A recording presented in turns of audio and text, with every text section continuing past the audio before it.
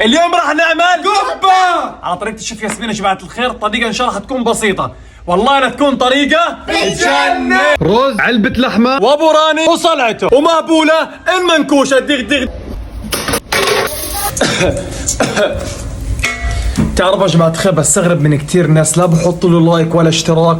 يعني لو حطيتوا هالقد اشتراك حوصل 8 مليون مشترك.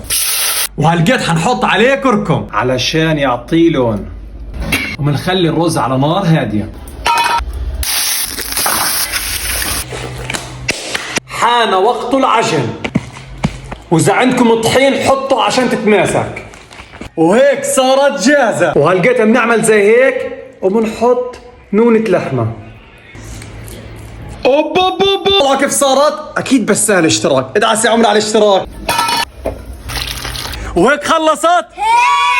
واحد يلا بسم الله ندوق كلنا مع بعض. والله طعمه بيجنن. اعمل لايك اشتراك. السلام عليكم.